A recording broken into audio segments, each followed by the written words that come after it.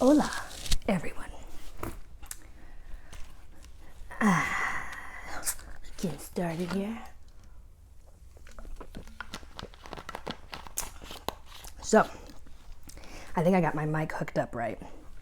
And I think this time you guys will actually have good audio. Yay!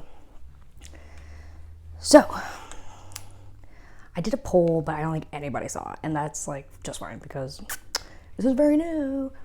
However, I have jumped back and forth between different topics I can go off for now. And until somebody tells me what they would rather hear, I'm just gonna go with the flow. And I like to vape, LMAO, but this one should be quieter. I have a nicotine problem. So, I did a little list for myself to think about what I would want to give short videos, so something that you guys want to sit through and listen to all the way. And I appreciate what some of y'all have said to me so far, and I appreciate your support, and that definitely has encouraged me to keep the fuck going. So, thank you, and welcome to BBE, Bisexual, Bipolar, Ex-Mormon, Ex-Momo, Bad Bitch Energy, Bad Bitch Erica, like, all of it. Oh yes, I didn't think I started a video until I do that. Also, my armpits are very sweaty. But yeah, welcome. Okay, I have so much pit sweat because I'm just excited, I guess, and I guess that means you're doing the right thing, right? So, after looking through here, now I'm looking at this and I'm like recording. I'm like, fuck, but I guess. Oh, okay. Here's some tea. Y'all ready? Sip, sip. My mom found out about my first video I just released a couple days ago, and she's not here right now, hence why I'm recording. So most of the time I'm probably gonna make my videos. She probably won't be here, or like I'll be in my truck or some shit, because I don't want to upset her further. So she comes to me and she's like, Erica, can we talk for a moment? And I'm like, sure. But I really didn't know actually what she was gonna talk about. I knew eventually she probably would see the video, but I wasn't sure how she was gonna react, and like hopefully she might watch it or something. But she did not fucking watch it, and she came at me with love, I think, and trying to understand me, but I feel like she was hearing me, but not all the way through. And I love her dearly, and she's just so sensitive about it, and especially if I make a joke. But like, that's how I cope. That's how a lot of you cope. I know it's how we move forward, and trying to express to her that like, this is what I'm hoping to do here, is build a community for all of us, especially out here in the Southwest region, or all around the world, honestly, who've have come to know the truth, come to know, like exposing what the church, Mormon church, really is for what it really is, the reality, and the unfortunate series of events, honestly, that it is, starting all the way the fuck back when. Oh, I just thought of another one. Good job, Erica.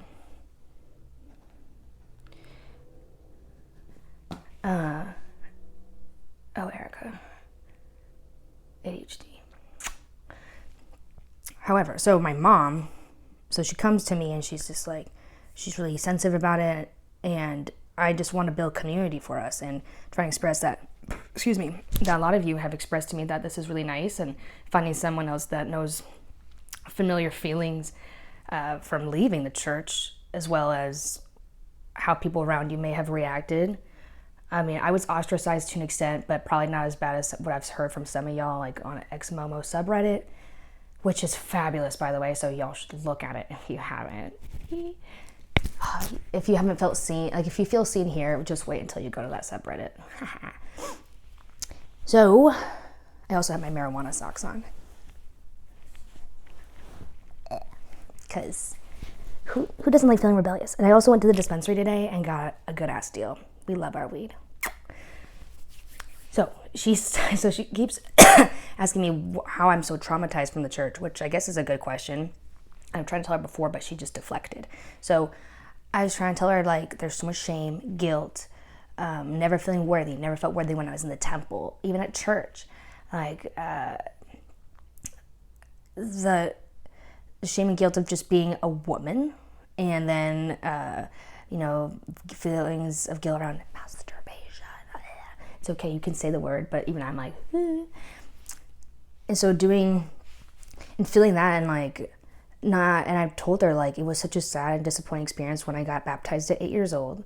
I told her that it was societal pressure. I would have, like, how can any 8-year-old really have a grasp on what kind of commitment or covenants they're making, to lead up to the big reveal of just wearing baker's clothes, but you're not baking anything in the temple. That's a whole other thing I think is funny. Anyway, and I told her, like, coming out of the font, and then her when she was getting me dressed while everybody's waiting, I remember feeling nothing, absolutely nothing, and feeling so heartbroken about that. Like, wow, I thought I was really gonna feel something. The most special thing about that whole experience was that my grandpa, who I am so fortunate enough to still alive, and he's 91, and my grandparents are very sweet, good members, or just good people, and I bet they've been members their whole life, which I can talk about later, but they're very sweet, kind, accepting people despite the fact. And so, oh God, Erica, you got this.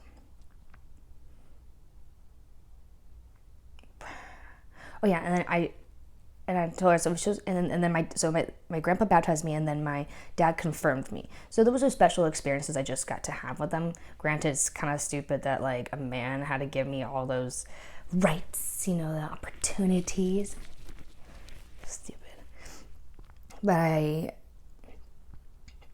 was just trying to express to her that, like, she's worried that all I'm going to do is bash, which, obviously I'm hurt to an extent, but it's been some time now since I've left, so the anger isn't as prevalent. It comes in waves, just like grief, because that's what grief is. There's anger is a big part of it, and something she kind of gets, kind of doesn't. And I told him, like, it's such a weird niche. It's different than just broad Christianity, being like the Islam faith, being Lutheran, Baptist, it's Catholic. It's not the same. It's such a weird niche, and so that's why some of us, like, it's a whole entire lingo. Like, back in the 40s or 50s, can't remember the statistic exactly, but it said that the Mormon Church is could be classified as its own language because of how much lingo is so specifically just for the Mormon Church that if you don't know somebody who knows somebody about it, or you're not been in it, you get fucking lost in the sauce so fast. Like, what, huh? So it's a little too organized, if you know what I mean.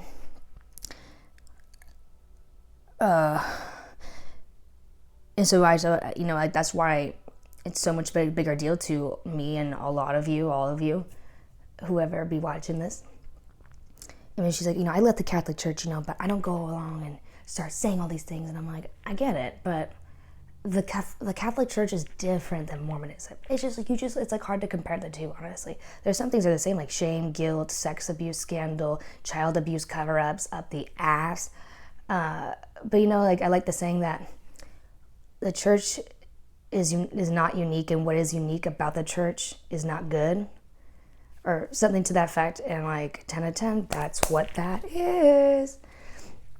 But it was just hard. It was hard to have the convo with my mom. I was hoping, I didn't know when we were going to have that. And I straight up told her, like, I find that version of Jesus and God absolutely repulsive, because that's just like, he's a very angry God. And all of a sudden, like, he's fine. He just loves to gaslight and make it conditional. Everything feels conditional. And so, there's so many things I guess I could go on about that. But that was the gist of what went down my mom after she's seen this video. So she says she can't watch, and I guess I get it. We end up ending it nice. I kept my cool as best I could so we could hear each other out, which I think we did for the first time in a long time, which I can appreciate. But it definitely makes me sad that, like, she doesn't want to know all of me, and it's not like she has to know every nitty gritty detail, but I would love it if she expressed more interest in, like, how my mind works. And I just don't think she has the curiosity and is scared, honestly. But I hope one day that changes. I do. I'm grateful I have my dad, because he knows all of me, and like, he's my best friend, and I can't wait to introduce you guys to him at one point. and him and I get to the nitty gritty ourselves, because it's such a special bond that him and I share, and I'm very grateful that he's always loved me unconditionally, you know? And I'm lucky that I get to have him as my dad. Okay, let me see here. I just set a timer so that way I don't take up too much time, y'all's time, because I appreciate you guys taking a listen. I guess I will also share, another place I can start is my family history, my roots. It goes back all the way to the very beginning of good old Joe Smith. And I have quite a few ancestors there that on my dad, it goes back to my dad's side, and then from his mom and dad, my grandparents, on both of their sides, it goes all the way the fuck back. And it's really interesting. I really enjoy actually genealogy now way more than I did before, because it feels it's a different mindset. I feel I have a lot more respect for them, not like ancestor worship, so to speak, but in a way that like I'm trying to right or wrong, because temple work is so gross to me. Like, one, it's an elitist group. Not everybody can just go to a temple and seek refuge or peace. Like, you gotta be a member of the club. Welcome to our club. Welcome racist. Okay, well, I just thought about that. SpongeBob reference. Not all of them are, but inherently what you believe it is. Yeah, so I don't like temple work, doing temple names. They just recycle them anyway. It's so sad. You feel like you're doing good work, but you're so not. Like, it's done with good intention, and I understand because I've been on the other side of it. But in a way, it's like you're just totally erasing whatever was their culture, their beliefs, their morals, their ethics, what they were practicing before Christianity came to the picture, Mormonism did. I hate that they call it New Age, because, bitch, everything was, the New Age was the old age. It was all there before Christianity. Christianity's like, join us or we murder you or you're a slave. What do you think? And they're like, of course you're going to probably fucking join. You don't want to die. But you're stripping away all of part of their identity, a culture, a people. And so I feel it strongly on my mom's side, because she's the only one, and she does all this temple work for them, and I just feel like I talk to them in my mind, just kind of like, I'm sorry, so like I'm gonna do my best to kind of right this wrong. So I do like doing family search. That's what I use right now.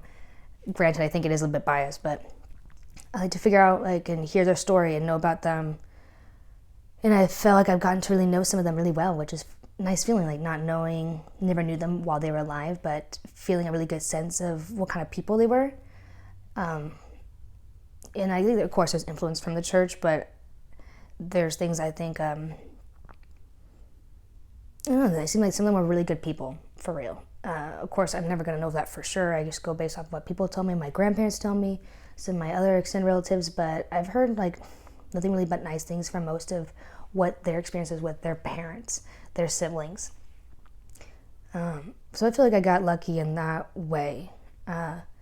But my mom's Brazilian, as a reminder, but has been here in the States, since I call it the States like I'm Brazilian, since 1982 or 3, whatever. So she's very westernized at this point, but I don't know. I have a lot of respect for everyone who's come before me, and trying to break the curses, fight that shit in the butt, having, starting a whole, being a pioneer of a new generation, of a new way of thinking, a way of healing too, like what really feels like healing, and that's like a lifelong dream, that's never gonna end, and that's cool, as long as it's, you're not staying in the same place, and you're having new problems as time goes on. That usually means new problems usually means growth, because you're not having the same issue over and over again, as I've been learning more and more. But my dad and I really enjoyed talking about we're starting something new. We're not doing everything everyone else told us before. We're burning the patriarchy, so to speak. It's not that women are superior, so to speak, but we've been so oppressed for so long. We don't have the voice that we want to have. that we could have, in this throat chakra of mine, be strong. And so I've done a lot to find grounding again in my life, but which I can talk about more later too. But yeah, I love being able to set a new path for what is to come in my family. And granted, I don't know, who knows how long we'll have this earth around, because we just abuse the shit out of her. And like, honestly, do your best. Just pick up your fucking litter. Like, it's so obnoxious, and that's my biggest pet peeve, side tangent. If you don't pick up your litter, like, you should get lashes on your back like they do in Singapore. That shit is brutal. Look it up. Yeah, so don't fucking litter. And I think if we incorporated that here, people just wouldn't litter as much, Sometimes I think intimidation works, but, it's very picky choosy. Anyway, I'm grateful to have a platform to be able to talk to all of you, like, how I'm moving forward still, dealing with all my shit and my mental illness, sexuality, my living situation, because it's really fun. I live at home right now because, I was unemployed for a while, had a job, then didn't, then had a job, and then didn't. But we're working on it. My mom is very kind and generous, so don't get me wrong. I love her. So, yeah, it is totally up to you, and it's something I realize, like, the power is all within you to, like, change those things, change the path, change course. And it's more than okay to disrupt, like the movie Glass Onion. We're disruptors. Other disruptors find other disruptors, whatever. Stupid. But the point I guess I'm trying to make is that everything is in your control when it comes to how you want to live your life. And something that my wonderful stepdad, who passed away almost 4 years ago now, he's such a sweet man. This is one of my step cousins drew this of him in like 24 hours. I don't know how well you can see it. It's really, really nice. But there's a quote on the back here. Life is 10% of what happens to you and 90% of how you react to it. And so I don't know who quoted that, but it was my stepdad, one of my stepdad's favorite quotes. And I think about that all the time. Like, yeah, I don't think of myself as a victim. I know I'm a survivor, as are all of you, as a reminder, despite whatever you feel day to day. And that, like, I can move the fuck forward. And sorry if I'm repeating myself and reiterating. I didn't think I would find a way of peace again after I left, or finding closure even. But I have found it in small ways, and like being outside, for example. Being outside in nature is like so healing too. And gratitude does a shit ton. Like, whatever they say, like, it does raise your vibration, even as cheesy as that might sound. It's scientifically proven. Yeah, y'all can look it up. I'm not too lazy to kind of post sources right now, but it's true. You can see it. And when you're vibrating at that kind of level, it's gonna helps bring other great things into your life. I know that. I can say that wholeheartedly, because I've seen it in my own life. And granted, it's not constant, because I have emotions, all different kinds. I got mood disorders up the ass, so it's going like this a lot. But I know inherently that if I try my best, it is enough, and that peace is obtainable, and so is love. Like, love is endless and boundless, and that you get to choose who the fuck you want to be, essentially. And don't give no fucks about what other people think. As long as you're being kind and respectful to others, who gives a flying fuck? I am so happy to be this version of myself, and I never thought I would be. It feels so scandalous, so to speak, but I feel like me. And that is something that I'm really proud to say, because that's taken a long time.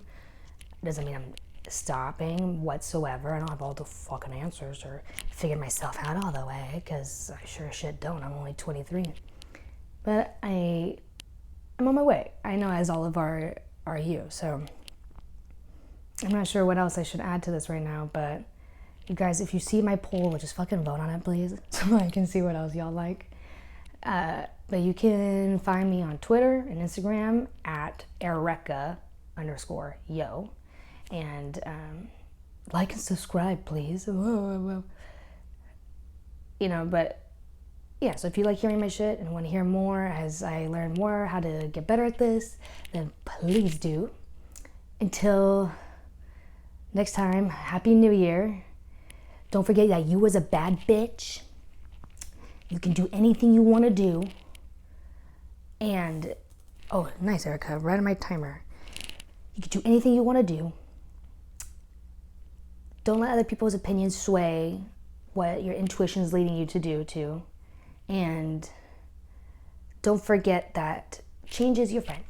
It is. Even when shit gets fucked, it's a good thing because it makes room for new great things in our life. And that's happening to me right now. So that's, I'm holding on to that. So thank you. And I'll talk to you guys soon.